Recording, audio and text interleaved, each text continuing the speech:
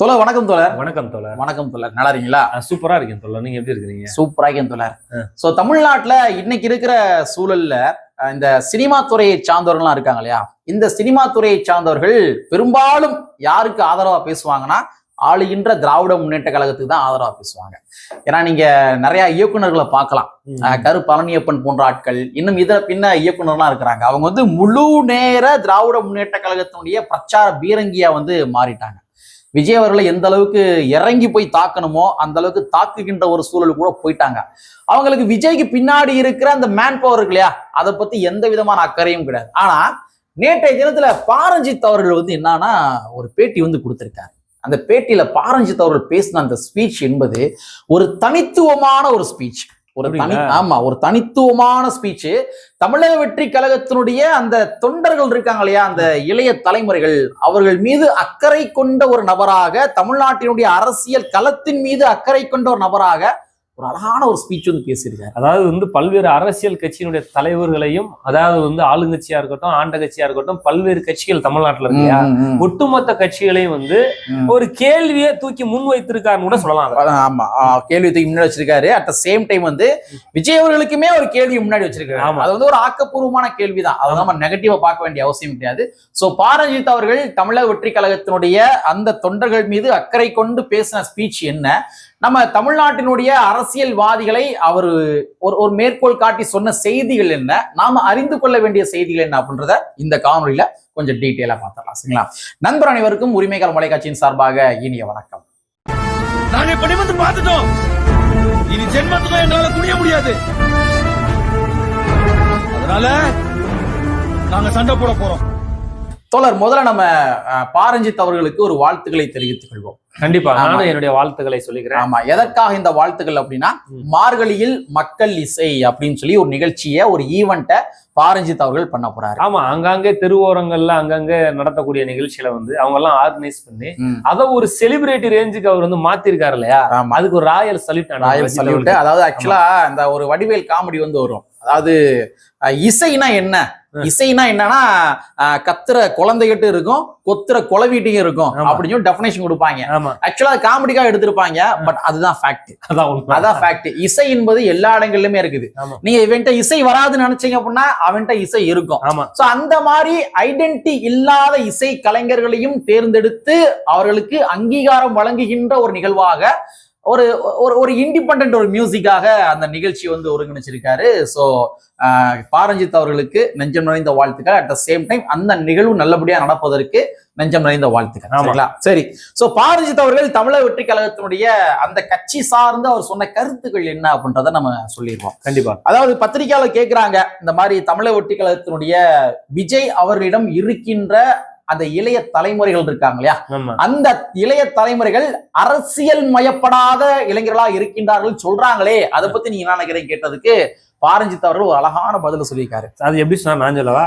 நீங்க அதாவது இயக்குனர் ரஞ்சித் அவர்கள் சூப்பரா ஒரு டெபினிஷன் கொடுத்துருக்காரு. இப்படி ஒரு டெபினிஷன் கொடுப்பாருன்னு நாங்க எதிர்பார்க்கல, யாருமே எதிர்பார்க்கல.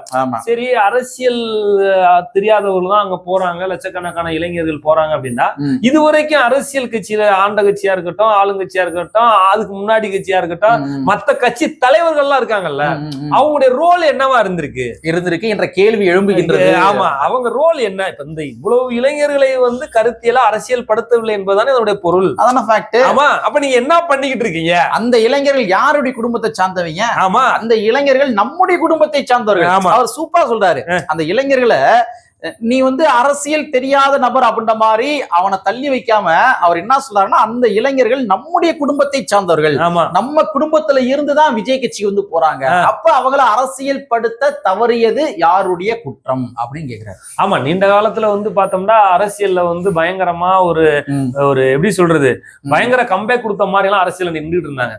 ஆனா விஜய் ஒரு முன்னாடி அப்படிதான் இருந்தது. விஜய் வந்த பின்னாடி கொஞ்சம் பெரிய ஒரு தடுமாற்றம், திமுக மிகப்பெரிய தடுமாற்றம் இருக்குது. எல்லா கட்சிகள்கிட்டயுமே தடுமாற்றம் இருக்கு. அதிமுக இருக்கட்டும், திமுக இருக்கட்டும், கூட்டணி கட்சியா தடுமாற்றம் இருக்கு. இந்த கேள்வி இயக்குனர் ரஞ்சித் அவர்கள் தூக்கி யாருக்கு வச்சிருக்காரு அப்படின்னு பார்த்தோம்னா, இங்க இருக்கக்கூடிய அரசியல்வாதிகள் கருத்தியல் இல்லாத அரசியல் தெரியாம இப்படி இளைஞர்கள் போறாங்க அப்படின்னு சொன்னாங்க இல்லையா, அந்த அரசியல் தலைவர்களை பார்த்து இயக்குனர் ரஞ்சித் கேள்வி எழுதுவார். உண்மைதான். அதாவது இங்க என்ன ஒரு மிகப்பெரிய அச்சம் இருக்கு தெரியுமா தோழர்? அதாவது இந்த இளைஞர்கள் அரசியல் பேசிவிடக் கூடாது அப்படின்றதுல ஒரு மிகப்பெரிய ஒரு பிளானோட இங்க இருக்கிற முன்னணி அரசியல் கட்சிகள் வேலை பார்க்கிறார்கள் அப்படின்னு தான் நம்ம பார்க்க முடியுது. இப்ப ஒண்ணு இல்ல, சமீபத்துல கூட எனக்கு அது ரொம்ப நாள் மண்டையில ஓடிட்டே இருந்துச்சு. சமீபத்துல இந்தியா பாகிஸ்தான் மேட்ச் நடக்குது. அப்ப இந்தியா பாகிஸ்தான் மேட்ச் நடக்கிறத மெரினா பீச்ல என்ன பண்றாங்கன்னா ஒரு மிகப்பெரிய ஒரு டெலிவிஷன் போட்டு என்ன பண்றாங்க, அதை வீடியோ காட்டுறாங்க. அப்ப என்னன்னா அந்த இளைஞர் பட்டாளங்களை அவங்க அந்த கேளிக்கை கொண்டாட்டங்கள்லயே தக்க வைக்கின்ற வேலையை இங்க பாக்குறாங்களோன்னு தோணுது. அதே மாதிரி சினிமா துறைகளிலுமே அதே மாதிரிதான் ஒரு கேளிக்கை கொண்டாட்டங்கள், ஆட்டம் பாட்டம், ஓப்பனிங் ஷோ கரெக்டா காலைல 6 மணிக்கு கொடுத்த ஓப்பனிங் ஷோலாம் இப்ப என்ன பண்ணாங்கன்னா சில நாட்களாகவே என்ன பண்ணாங்கன்னா காலைல 4 மணிக்கு எல்லாம் கொடுத்தாங்க. அதிகாலை 4 மணிக்கு எல்லாம் கொடுத்தாங்க. அப்ப அந்த நேரங்கள்ல இதே கட்சிகள் தான் ஆட்சி பண்ணாங்க. தமிழ்நாட்டை இதே கட்சிகள் தான் ஆட்சி பண்ணாங்க. அப்ப காலையில 4 மணி ஷோ நீங்க ஓப்பனிங் ஷோ கொடுக்க வேண்டிய தேவைகள் என்ன? அப்ப நீங்க அந்த இளைஞர் பட்டாளத்தை ஒரு கேளிக்கை கொண்டாட்டங்கள் நிறைந்த நிகழ்ச்சியில நீங்க இருந்துகிட்டே இருங்க, நீங்கள் அரசியல் பேசிடாதீங்க அப்படின்ற மாதிரி அவங்க அரசியல் மயப்படுத்தாம வைத்திருந்தது இங்க இருக்கிற ஆளும் ஆண்ட கட்சிகள். அதைத்தான் பாரஞ்சித் அவர்கள் கைன் பண்றாரு. இல்ல இந்த இடத்துல இன்னொரு விஷயத்துல கூட சொல்லலாம். இவன் சினிமா மட்டும் அந்த மாதிரி வைக்கல. இன்னைக்கு இருக்க டாஸ்மாக் கடையா இருக்கட்டும், மது போதைகள் ஒரு மக்களை அழிக்கிறதுக்கு எதை ஆயுதமா பயன்படுத்துவாங்க அப்படின்னு பார்த்தோம்னா, இங்க நான் சொல்றது வேர்ல்டு லெவல்ல ஒரு மக்களை ஒரு இனத்தை அழிக்கணும் அப்படின்னு பார்த்தோம்னா அதுக்கு போதை என்கின்ற அடிமையாகிட்டல இந்த இனம் அழிஞ்சிடும். இது ஜப்பான்ல நடந்துச்சு. ஜப்பான்ல ஒரு இனத்தை அழிக்கிறதுக்காக போதை பழக்கத்துக்கு ஒரு நாட்டவே கொண்டுட்டு போனாங்க. ஆனா அதுல அந்த நாடு மீண்டு வந்துருச்சு. இந்த இதே இருக்கக்கூடாது அப்படின்றத. இன்னைக்கு தமிழ்நாடு அந்த நிலையில தான் இருக்கு. அதனால நீ அரசியல் கத்து கொடுக்கல அவனுக்கு என்ன கொஞ்சம் டாஸ்மாக் முக்கு வச்சிருக்கீங்க, அங்கங்க சினிமா திரையரங்க வச்சிருக்கீங்க. இது ஒன் ஆஃப் த ஒரு கேள்விதான். ஆமா, இதெல்லாம் நீங்க இன்னைக்கு அவனை சிந்திக்கவே விடலையே. அதான் பாரஞ்சித் அவர்கள் சொன்னதை நம்ம இதோட கனெக்ட் பண்ணி பார்க்கணும். ஆமா, ஏன் நீங்க அரசியல் படுத்தா முட்டைங்க அப்படின்னு கேட்கிறாரு பாத்தீங்களா? அது ஒரு கரெக்டான ஒரு கேள்வி. அதே மாதிரி அந்த நெறியாளர் கேட்கிறாரு, இந்த மாதிரி நடிகர் அரசியலுக்கு வரலாமான்ற மாதிரி ஒரு ஆர்குமெண்ட் வைக்கிறாங்க. இதை பத்தி நீங்க என்ன நினைக்கிறீங்க கேட்டதுக்கு பாரஞ்சித் அவர்கள் அதற்கும் அழகா பதில் சொன்னாங்க. அதாவது இது ஜனநாயக நாடு, இது ஜனநாயக நாடு, யாருன்னா வரலாம், ஏன் இவங்க வரக்கூடாதுன்னு சொல்லி சட்டம் கிடையாது, யாருன்னா வரலாம். நடிகர் ஏன் வராரு அப்படின்ற மாதிரி இங்க கேட்கவே முடியாது. ஏன்னா நடிகர்கள் இங்க ஆட்சி பண்ண ஒரு சூழலும் கூட இங்க தமிழ்நாட்டுல இருக்குது அப்படின்றத ஏன்னா கர்நாடகால என்டி ராமாராவ் ஆட்சி பண்ணலையா? சூப்பர் ஸ்டார் அவரு நம்ம தமிழ்நாட்டுல பண்ணலையா? தமிழ்நாட்டுல புரட்சி தலைவர் எம்ஜிஆர். அதுக்கு எடுத்து பார்த்தாண்டா நம்ம அதாவது இந்த இரும்பு மங்கைன்னு இந்திரா காந்தியை சொல்லுவான் பிரதமரா. தமிழ்நாட்டுக்கு இரும்பு மங்கன்னு யாரா சொல்லுவோம்? ஜெயலலிதா சொல்லுவோம்ல.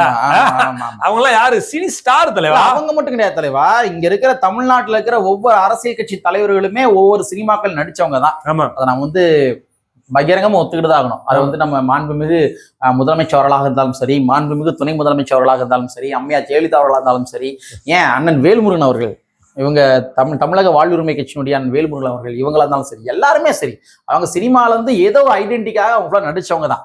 அப்ப எனக்கு இதை நான் எப்படி பாக்குறேன் அப்படின்னா, பாரஞ்சித் அவர்கள் அப்படின்னு சொல்லிட்டாலே அவர் ஒரு புரட்சி இயக்குனர் அப்படின்றது நம்ம எல்லாருக்குமே அந்த ஃப்ரேம் தெரியும். அவரு தன்னுடைய திரைப்படங்கள் மூலமாக பல்வேறு வகையான சமூகம் சார்ந்த கருத்துக்களை அவர் கொண்டு போறாரு.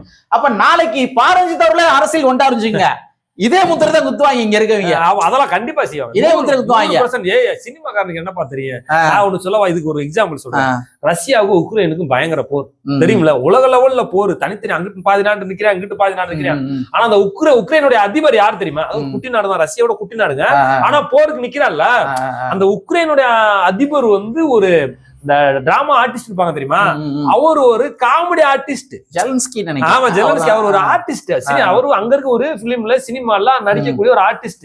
அதுல நடிச்சு அதுலதான் காமெடி பண்ணி பயங்கர நேமாகறாரு. ஆனா இன்னைக்கு ஒரு நாட்டு ஒரு நல்ல போர் தொடுக்கிற கண்டக்ட் பண்றான் பாருங்க.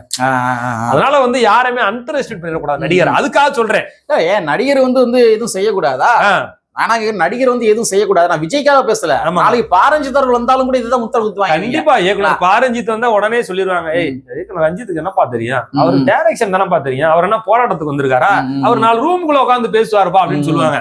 அதனால நான் ஒரு விஷயத்த சொல்லணுமா, ரஞ்சித்தை சொன்னேன், நான் இப்படிதான்டா இருப்பேன், கெத்த கால் மேல கால் போட்டு தாண்டா உட்காரு, உனக்கு பிடிக்காட்டி அப்படின்ற வாசகத்தை அரசியல் தலைவர் போய் கொண்டு போய் சேர்க்கல, சினிமா மூலமா ரஞ்சித் போய் கொண்டு போய் சேர்த்திருக்காரு. புரியுதா? நான் கெத்தா உனக்கு பிடிக்கலன்னு சொல்றேன், இல்ல கோட் சூட் போடக்கூடாது, நான் போடத்தானே செய்வேன். இந்த வாசகம் இன்னைக்கு வந்து சமூகத்துல ஒரு ஆரோக்கியமான விவாதத்தை நோக்கி நகர்த்தி இருக்கிறாரு. ஒண்ணு கிடையாது, பாரஞ்சித் அவர்கள் என்ன பண்றாருன்னா ஒரு ஒரு புரட்சிகரமான திரைப்படம் வந்து எடுக்கிறாரு.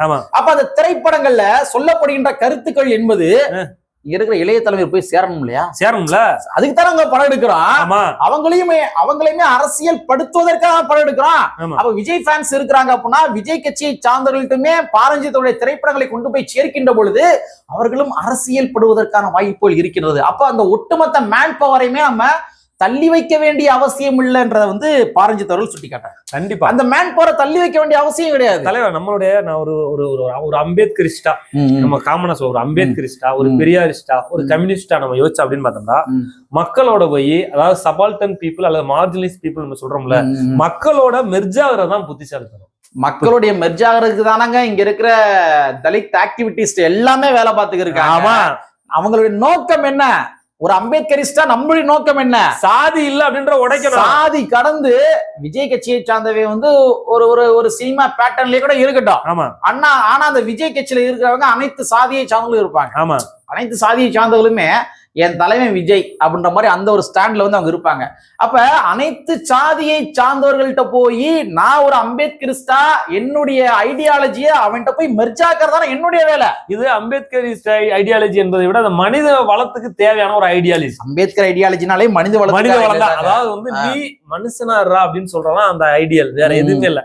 அதை சொல்றதுக்கு ஒரு பிளாட்ஃபார்ம் வந்து 1.5 கோடி பேருக்கு கிடைச்சிருக்காங்கன்னா அவன்கிட்ட போய் சொல்லி அவனை வந்து அம்பேத்கரை பத்தி புரிய வைத்தா மட்டும்தான் தலித் ஆக்டிவிட்டிஸ். அதாங்க நம்ம வேலையே, அதுதான் நம்ம வேலை. அதான் வேலை. அம்பேத்கரையும் ஏத்துக்கிறணும். ஆமா, அவருடைய வீட்டுல வந்து என்னன்னா அம்பேத்கருடைய படம் இருக்கணும். ஆமா, விஜய் கட்சிக்காரங்க எந்த சாதியிலும் இருந்துட்டு போறாங்க. ஆனா வந்து என்னன்னா அவங்களுடைய வீட்டுல அம்பேத்கருடைய படம் தொங்கணும். ஒண்ணுமே இல்ல, அவங்களுடைய வீட்டுல அம்பேத்கருடைய வாசகங்கள் பொறிக்கப்பட வேண்டும். அவருடைய குடும்பத்தை சார்ந்தவர்கள்ட்ட அம்பேத்கர் ஐடியாலஜியை பேசணும். ஒண்ணும் இல்ல தலைவா, புரியுற மாதிரி சொல்லணும்டா.